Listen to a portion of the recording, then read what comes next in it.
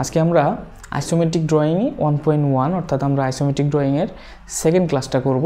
আজকে আমরা যেটা শিখব সেটা হচ্ছে আইসোমেট্রিক সার্কেল আঁকানো, ঠিক আছে? অর্থাৎ একটা আইসোমেট্রিক ড্রয়িংয়ের উপর কিভাবে আমরা আইসোমেট্রিক বৃত্ত অঙ্কন করব। আপনারা জানেন যে আইসোমেট্রিক ড্রয়িংয়ে বৃত্তটা আসলে শেপ থাকে উপবৃত্ত বা অধিবৃত্ত বলুন প্যারাবোলা টাইপের আর কি, ঠিক আছে? প্যারাবোলা টাইপের একটা শেপ থাকে, তো আমরা সেটা একটু আঁকার চেষ্টা করি। তো আইসোমেট্রিক ড্রয়িং যেটাই করি না কেন আমাদের প্রথম যে কাজটা হবে সেটা হচ্ছে আগে বক্স তৈরি করে নেওয়া।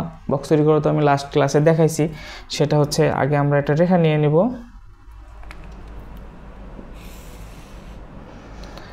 একটা সেন্টার ধরে নিলাম।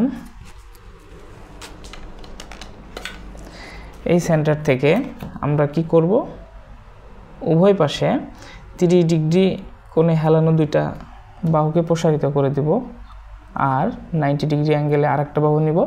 অর্থাৎ আমার এক্স ওয়াই জেড তিনটা কি হবে, তিনটা দিকে তিনটা বাহু চলে যাবে।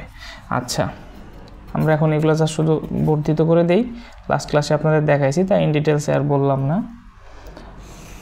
প্রত্যেকটা মাপ 10 ইঞ্চি করে নিলাম, যা শুধু স্কোয়ার করার জন্য আর সহজে বোঝানোর জন্য, ঠিক আছে?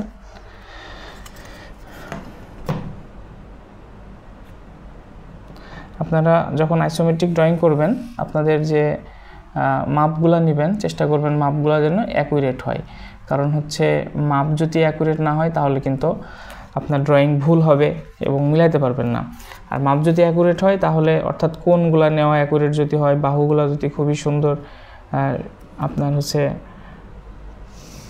সোজা হয় তাহলে কিন্তু আইসোমেট্রিক ড্রয়িংটা অঙ্কন করা খুবই সহজ হবে আপনাদের জন্য।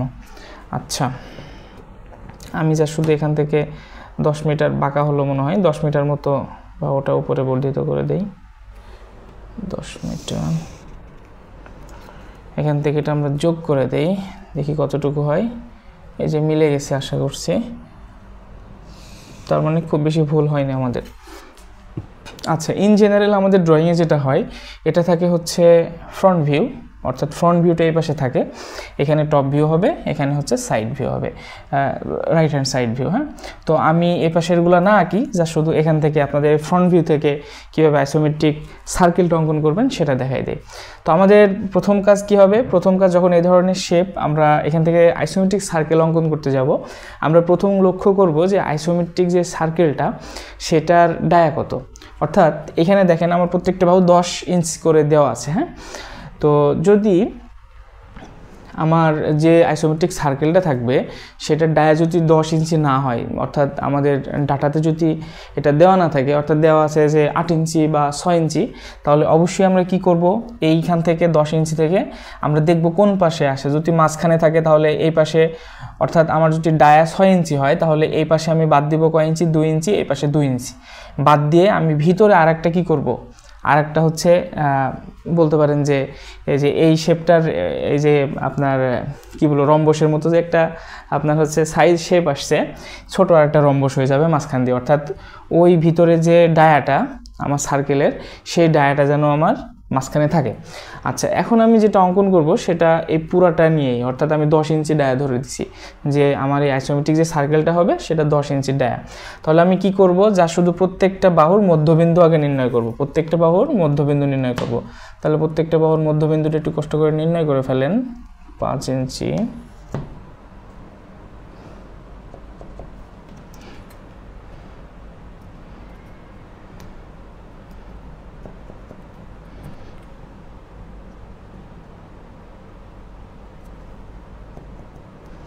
এই তো মধ্যবিন্দু নির্ণয় হয়েছে। মধ্যবিন্দু যখন আমার নির্ণয় হয়ে যাবে, মধ্যবিন্দু নির্ণয় হওয়ার পর আমি যা শুধু এই যে মধ্যবিন্দু যেগুলো নির্ণয় করছি এগুলো আমরা যোগ করে দেব। যোগ করে দিলেই কিন্তু আমার আইসোমেট্রিক শেপের মোটামুটিভাবে কাজ শেপ। তাহলে কিভাবে যোগ করব, এখান থেকে সোজা এই বাহুতে চলে আসব। আপনারা একটা জিনিস লক্ষ্য করবেন, যখন আইসোমেট্রিক সার্কেল অঙ্কন করবেন তখন যে আপনার, আচ্ছা আমি আগে অঙ্কন করিনি, যে কোণগুলো হচ্ছে বেশি আপনার কথা, যে কোণগুলোর মান কম থাকবে, দেখেন এই কোণটার মান কিন্তু অনেক বেশি, এই কোণটার মান বোঝা যাচ্ছে যে এটা সূক্ষ্মকোণ, কিন্তু এটা হচ্ছে স্থূলকোণ না, কিন্তু এখানে আমরা বুঝতে পারছি এটা কিন্তু সূক্ষ্মকোণ না, ঠিক আছে? তো আমরা সূক্ষ্মকোণটা আইডেন্টিফাই করব এবং সেটা আমাদের কাউন্টে নেব। স্থূলকোণটা আমরা কাউন্টে নিব না। তাহলে এই সূক্ষ্মকোণটা আর এই সূক্ষ্মকোণটা এই দুই পাশেরটাকে আমরা হচ্ছে ছিদ্রায়িত করব যাতে আমাদের হিসাবে সুবিধা হয়। আচ্ছা, আমাদের এখানে একটা হয়েছে, আর একটা কাজ বাকি আছে, সেটা এখান থেকে টানতে হবে এই মাথায়, এখানে যোগ করে দিয়ে এটা দেখেন এখানে একটা পয়েন্ট পেয়ে গেছি আমরা। মোটামুটিভাবে আমাদের প্রথম স্টেপ কিন্তু শেষ হয়ে গেছে। আর একটা স্টেপ হচ্ছে এখান থেকে এটা যোগ করে দিব,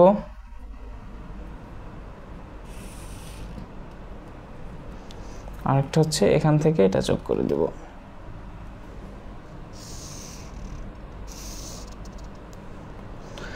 আচ্ছা, এখন দেখেন যা শুধু আমরা কি পেয়ে গেছি, এই যে একটা পয়েন্ট পাইছি, একটা পয়েন্ট পাইছি, তাই না? পয়েন্ট পেয়ে গেছি। এখন আমার কাছে তো আছে একটা কালো মার্কার, আমার কাছে হোয়াইট বোর্ডে ইউজ করার জন্য বড় ধরনের কম্পাস আমি পাইনি। যেগুলো আছে সেগুলো আসলে এখানে ব্যবহার যাবে না। তবে আপনারা সেম টাইপের তৈরি করার পর খাতায় যদি ট্রাই করেন তাহলে খুব সহজে আর কি বুঝতে পারবেন আমি কি যে প্রসিডিউর বলবো সেই প্রসিডিউরে করবেন, ইনশাল্লাহ হয়ে যাবে। অনেকেই আশা করি আপনারা পারেন ইতোমধ্যে। তো এই পর্যন্ত আসার পরে আমাদের যে কাজটা, এখান থেকে আমরা জাস্ট শুধু এখান থেকে এই পর্যন্ত চাপ নিব, অর্থাৎ এখানে আমি আমার কম্পাসটা ধরবো, এখান থেকে এই পর্যন্ত আমি মেপে নিব, অর্থাৎ কম্পাস এখানে, জাস্ট শুধু আপনার পেন্সিলটা এই পর্যন্ত আপনি চাপটা নিয়ে এখান থেকে কি আঁকবেন, একটা চাপ অঙ্কন করবেন, এই যে, তাহলে দেখবেন এরকম মিলে যাবে। আবার এখান থেকে এই পর্যন্ত নেবেন আপনি, এখানে কম্পাস ধরে এই পর্যন্ত চাপ নিয়ে জাস্ট শুধু এটা টেনে দেবেন, তাহলে দেখবেন এরকম মিলে যাচ্ছে। আচ্ছা, এটা একটু বাঁকা হলো মনে হয়, সরি। আচ্ছা, মোটামুটি বুঝতে পারলেই হবে। খাতায় করলে আশা করি আপনারা অ্যাকুরেট পাবেন আর কি। এরপর যেটা করবেন, আপনার যে হচ্ছে কম্পাসটা থাকবে, কম্পাসের পিন পয়েন্টটা এখানে ধরবেন, এখান থেকে এই পর্যন্ত চাপ নেবেন। কোন পর্যন্ত? এখান থেকে এই পর্যন্ত, ঠিক আছে? এখান থেকে এই পর্যন্ত চাপ নেওয়ার পর যা শুধু এখান থেকে টানতে টানতে এই পর্যন্ত মিলাই দেবেন, দেখবেন আস্তে আস্তে মিলবে, আশা করি ভুল যদি না হয় এরকম মিলে যাবে। তারপরে আপনার কম্পাসটা কোথায় ধরবেন? এবার কম্পাসটা এখানে ধরবেন, এখান থেকে এই পর্যন্ত চাপ নেবেন, অথবা এখান থেকে এই পর্যন্ত চাপ নেবেন, নিয়ে এরকম টান দিবেন, দেখবেন এরকম মিলে যাবে আর কি। একটা কুমড়ার মতো সাইজ হলো না? আচ্ছা, সমস্যা নাই, কিন্তু এইটাই আর কি আমাদের আইসোমেট্রিক শেপ, এই আইসোমেট্রিক সার্কেল, ঠিক আছে? এখন যদি আমি ভিতরে এগুলো মুছে দেই, অপ্রয়োজনীয় রেখাগুলো, তাহলে কেমন দেখায় আপনাদের। এটা আর একটু সার্কুলার হবে, হ্যাঁ, এখানে ভালো হলো না। আপনারা খাতায় করলে আশা করি অ্যাটেক্সচুয়াল শেপটা দেখতে পাবেন। এই হচ্ছে আমাদের আইসোমেট্রিক শেপ আর কি। তো সবাই ট্রাই করবেন এটা হচ্ছে বিভিন্ন চাকরি পরীক্ষায় আসে, অ্যাসিস্ট্যান্ট ইঞ্জিনিয়ার জব প্রিপারেশনে আসছে, যেহেতু বুয়েট প্যাটার্নে অ্যাসিস্ট্যান্ট ইঞ্জিনিয়ারের কোনো প্রশ্ন আসলে পরবর্তীতে এটা এসএইদেরও রিপিট হয়। তো আশা করি এটা এসএইদের কোনো না কোনো পরীক্ষায় দিয়ে দিবে, যে মানে আইসোমেট্রিক সার্কেল দিয়ে কোনো ড্রয়িং, যদিও আইসোমেট্রিক ড্রয়িং একটু সময় সাপেক্ষ ব্যাপার। তো সবাই আশা করি এনজয় করেছেন এবং এটা আপনারা ট্রাই করবেন। ধন্যবাদ সবাইকে, আসসালামু আলাইকুম।